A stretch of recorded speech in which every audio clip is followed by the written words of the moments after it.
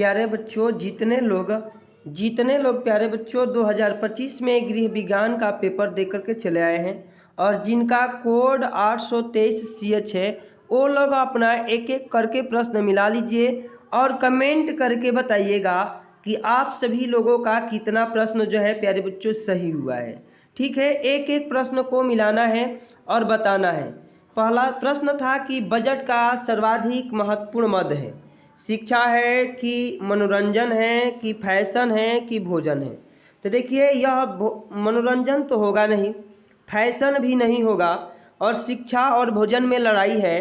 तो सबसे पहले प्यारे बच्चों कोई भी होगा तो पेट भरने को सोचेगा। ऑप्शन डी बिल्कुल सही होना चाहिए, सही भी होगा।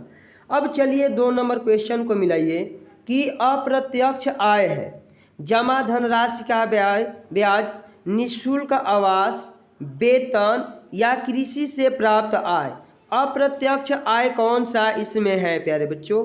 तो जो अप्रत्यक्ष आय होना चाहिए, देखिए ये तो प्रत्यक्ष आय होगा, ये भी प्रत्यक्ष आय होगा।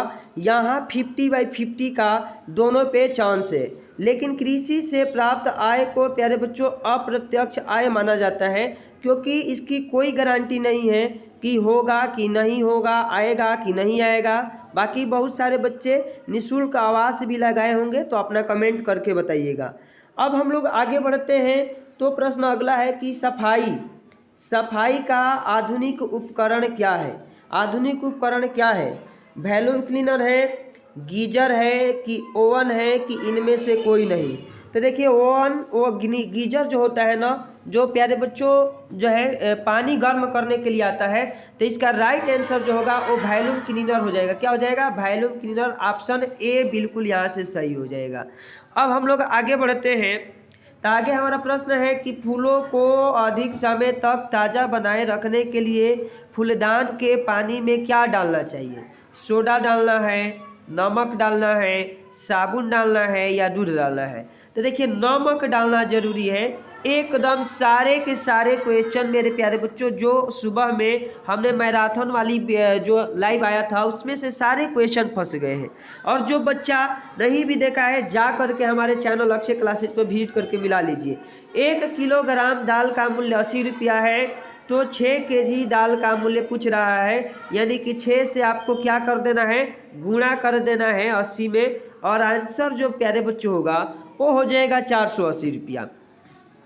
अब आगे हम पढ़ते हैं। तो आगे हमारा है कि वर्षा का जल होता है, शुद्ध होता है, लवण युक्त होता है, अशुद्ध होता है, इनमें से कोई नहीं। तो वर्षा का जो जल होता है प्यारे बच्चों वो होता है शुद्ध। ऑप्शन ए बिल्कुल यहाँ से सही हो जाएगा। अब 7 नंबर क्वेश्चन है कि वायु द्वारा फैलने वाला रोग है, हैजा है कि प्लेग है, चेचक है या रिकेट्स है? तो देखिए, जो वायु द्वारा रोग फैलेगा ना वो चेचक फैलेगा। ऑप्शन सी बिल्कुल सही हो जाएगा। अब हम लोग 8 नंबर क्वेश्चन पढ़ते हैं कि ध्वनि प्रदूषण का कारण है वाहनों के हॉर्न, ये भी है, सायरन यह भी है, लाउड स्पीकर यह भी है। तो इनमें से सभी वाला ऑप्शन जो है बिल्कुल सही हो जाएगा।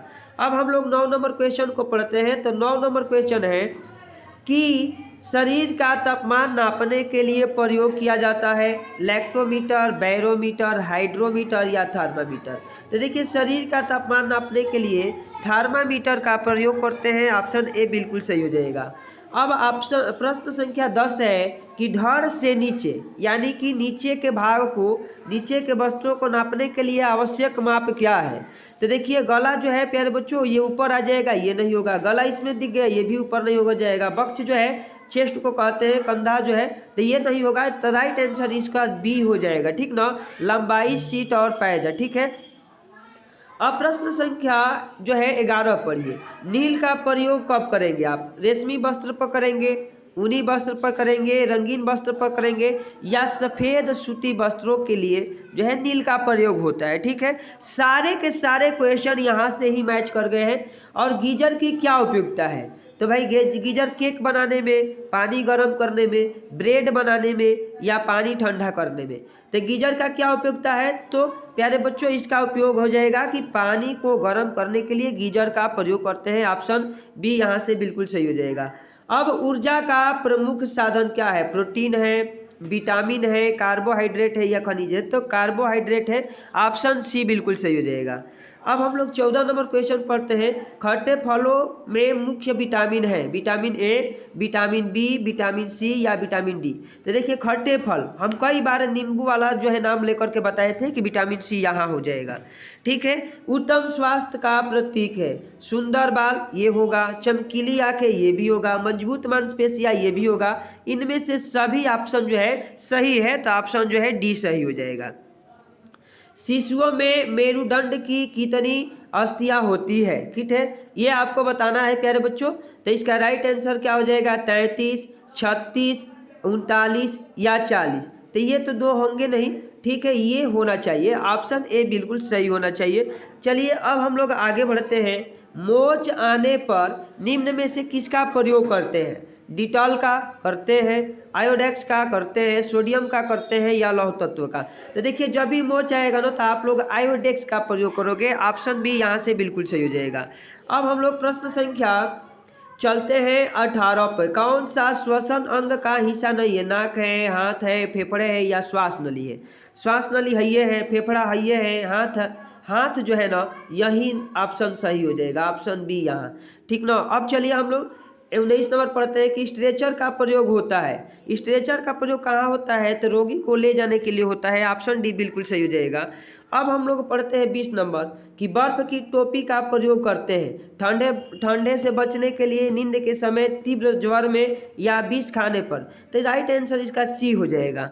अब चलिए एक एक क्वेश्चन को आगे हम लोग देख लेते हैं। बजट में बचत करना क्यों आवश्यक है? भाई बजट में आप लोग बचत क्यों कर सकते हैं? तो अब जो है भविष्य निधि के लिए। वैक्यूम क्लीनर की क्या उपयोगिता है? तो कचरा साफ करेगा।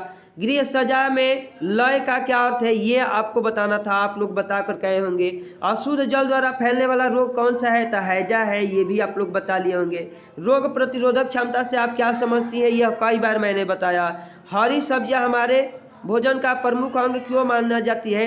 क्योंकि प्यारे बच्चों हरी सब्जियों से बहुत सारे जो है भोज्य पदार्थ मिलते हैं, जैसे कार्बोहाइड्रेट हो गया, ठीक है, प्रोटीन, विटामिन, बहुत सारा जो है खनिज तत्व उसमें पाए जाते हैं। अब प्रत्यक्ष और अप्रत्यक्ष आय से आप क्या समझते हैं? गृह गणित का ज्ञान क्यों होना आवश्यक है? मैंने कल ही अपना सेट पेपर में इसको बहुत विस्तृत से पढ़ाया, आ गया। भोजन विषाक्तता क्या है? ये भी बहुत बढ़िया से आ गया। सिलाई किट में फिंगर कैप का क्या अर्थ है? ये भी हम लोग पढ़ाए हैं। भोजन परिसने में बुफे प्रणाली का क्या तात्पर्य है? ये भी आपको हम बताए हैं। सारे क्वेश्चन जो प्यारे बच्चे बताए हैं वही यहाँ पे छप गया है। प्रदूषण किसे कहते हैं? प्रदूषण के विभिन्न कारण बताइए। वायु प्रदूषण, ध्वनि प्रदूषण, जल प्रदूषण, ये क्यों हो रहा है? इसका कारण लिखना था आपको, ठीक ना। तो आप लोग सही से करके आए ही होंगे। अब अगला है कि वस्त्रों को देखिए, पारिवारिक वस्त्रों को धोने से पहले आप किन बातों का ध्यान रखेंगी? सूती वस्त्रों का धुलाई का विधि लिखना है, अथवा भोजन पकाते समय क्या सावधानी रखना है, जो कौन कौन सी सावधानी रखना है, इसका आंसर आप लोगों को लिख करके आना था। एक एक करके जितने सारे हम बताए हैं प्यारे बच्चों, बिल्कुल जो है सेट ही फंस गए हैं। 4 सेट हम बताए थे और चारों में से ही मैच कर गया है। तो प्यारे बच्चों अब सभी लोग अब जरूर कमेंट करके बताइए कि 20 में आप लोगों का कितने नंबर आया। ठीक है, मिलते हैं अगली और नेक्स्ट वीडियो में।